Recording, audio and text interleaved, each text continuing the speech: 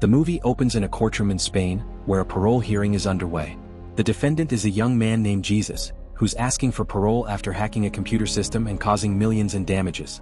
The judge, Carmen, presides over the hearing and consults an AI system called Fenty, used as a decision-making aid for judges. The AI recommends denying Jesus parole, saying he's likely to re-offend. In the audience, we see Alicia, Fenty's creator, observing the hearing closely. Despite the AI's warning, Carmen decides to give Jesus a second chance and grants him parole, urging him to make the most of the opportunity. A grateful Jesus thanks her before leaving. After court, Alicia approaches Carmen, clearly anxious, saying she's been trying to reach her. Carmen explains she's been busy, and they agree to meet Friday morning. Before leaving, Alicia insists the matter is urgent and that she wouldn't push it otherwise. Later, while driving, Alicia watches a live press conference where the Spanish government announces a referendum to approve a new AI system called Fenty 2, a more advanced version of her creation. Annoyed, she switches off the broadcast. When she arrives at Fenty's headquarters, she finds her team watching an ad for Fenty 2 that claims the AI can now replace human judges entirely. Furious, Alicia declares the system isn't ready and demands they delay the launch. Her ex-husband and co-founder, Bryce, strongly disagrees, arguing they've already made commitments. The argument turns heated, with Bryce accusing her of making decisions behind his back and threatening not to let her ruin their hard work. He storms off, and Alex, the operations director, reminds Alicia that the government and investors are expecting the launch. Still, she stands her ground, saying her decision is final. That night, Alicia drives home alone along a deserted highway, her mind racing with worry and frustration. Suddenly, she loses control of her car, which veers off a cliff and crashes into a river. The next morning, Carmen sees a news report announcing Alicia's death in the crash. The report calls Alicia one of Spain's most brilliant innovators and says her loss is a huge blow to both Fenty and the government's AI initiative. Later, when Carmen opens her laptop, she finds multiple unread messages from Alicia, realizing too late that Alicia's urgency might have been a warning, one that could be connected to her death. Not long after, Carmen is summoned to the Ministry of Justice. An official criticizes her for her low case output and reminds her to rely more on Fenty to speed up her decisions. She also points out that Carmen ignored Fenty's recommendation by releasing Jesus. The official then introduces her to Avila, a representative from the Ministry of Technological Transition. Avila explains that they're working on ethical AI reforms and asks if Carmen supports the initiative. She replies that she hasn't decided yet. He mentions that Alicia had spoken highly of her and that's why they want Carmen to audit the Fenty 2 project. Carmen initially refuses, saying she's not the right person, but after some persuasion, she reluctantly agrees.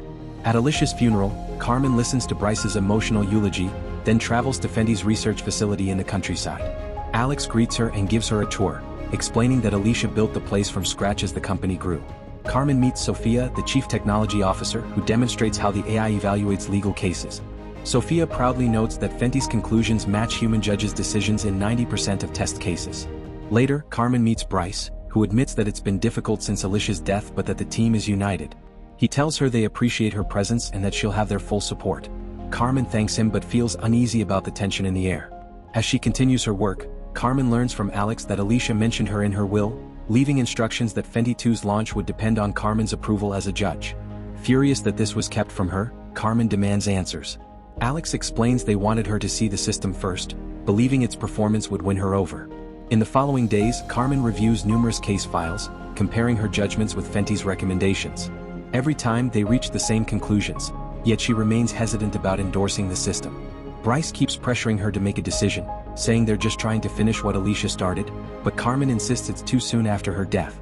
One day, Alex invites her to work with them permanently, regardless of her final verdict on Fenty.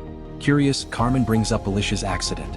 Alex shows her satellite footage revealing that another car had lost control on a curve, and Alicia's self-driving system automatically took over. The AI made a moral decision to save the other car, carrying a man and his child, even though it meant sacrificing Alicia. When Carmen asks if that's included in the official report, Alex explains it's classified under the Industrial Secrets Act, and the investigation relied solely on an engineer's testimony. Soon after, Carmen receives a text from an unknown number, a video showing Bryce and Alicia arguing about the launch on the day she died. Disturbed, Carmen turns to her colleague Manuela for help. They identify the engineer who testified in the case, Carlos Vidal, who works for Vinzen, the company that built Alicia's car. Carmen decides to find him discreetly. Later, she meets Sofia again, requesting access to Fenty's core algorithm to understand how it makes ethical decisions. Sofia refuses, saying she doesn't have clearance. Carmen then confronts Bryce, asking why he isn't investigating Alicia's death. he dismisses her concerns, saying it's not the right time. He also admits that Alicia always admired Carmen, that years ago, Carmen saved her from prison and gave her a second chance. Eventually, the day of the national referendum arrives. Bryce and Alex promote Fenty as a breakthrough that will eliminate human bias and corruption from the justice system. When it's Carmen's turn to speak, she publicly announces she cannot approve the AI. She argues that while Fenty makes decisions based on past data, it lacks the ability to adapt to social change, meaning it could simply repeat society's old mistakes. After the session, Alex approaches her, insisting they need her approval. Carmen refuses, saying the system isn't ready. He promises her full access to the algorithm and more time to run tests, and she finally agrees. That night, Carmen notices a man watching her from across the street. Alarmed, she quickly gets into her car. Moments later, she receives a call from a private number. It's Carlos Vidal. He says he knows she's been trying to reach him and asks to meet in person. When they meet, Carlos gets into her car and warns her not to record or mention their conversation officially. He then reveals a shocking truth: Vincent's fairness claims are a lie. Their algorithm allows premium users, wealthy clients, to pay for priority in accidents. Alicia's car was one of them. But days before her crash, someone hacked the server and deleted the premium override, and the only affected vehicle was hers. Carmen is horrified and asks why they didn't report it. Carlos says that admitting the breach would expose the premium system and destroy the company. He adds that the hack traced back to a suspicious IP address within Fenty's network. Handing Carmen the address, he warns her not to contact him again, then disappears into the night. After Carlos leaves, Carmen quickly calls Manuela, asking her to trace the IP address he gave her. Manuela refuses, saying it's too late, and abruptly hangs up. On her way home, Carmen notices a suspicious car following her, sending a wave of fear through her. The next morning, she approaches Manuela again and pleads with her to trace the IP. Manuela explains that she'd need to file an official report and can't do it off the record. Carmen tells her about her meeting with Carlos and her growing suspicion that Alicia's death wasn't an accident. Desperate, she begs for help, but Manuela still refuses, warning that she could lose her job if her superiors found out. She urges Carmen to stop investigating on her own and to file an official report if she has real evidence. Out of options, Carmen turns to Jesus, the hacker she once granted parole, and asks for his help. She offers him a password to access 2,000 euros in Bitcoin as payment. Together, they plan to break into Bryce's office, where Jesus can use his equipment to trace the IP address. Carmen waits outside while Jesus sneaks in and copies several crucial files. Since Bryce isn't home, Jesus gets out undetected and promises to call her later. When he examines the files, he finds something unexpected: Alicia's ID chip, which includes her geolocation data and full movement history. He refuses the Bitcoin payment, telling Carmen they're even now, since she once gave him a second chance at life. The next day, Jesus calls with big news: he's found solid evidence of the cyber attack. But there's something else disturbing that he insists on sharing only in person. Carmen wants to meet immediately, but Jesus says he needs more time to analyze the files and suggests meeting tomorrow. She agrees. The following morning, Carmen receives an urgent call from Manuela, telling her to come to the courthouse immediately and not to speak to any reporters. When Carmen arrives, Manuela breaks shocking news: Jesus has been arrested for child exploitation.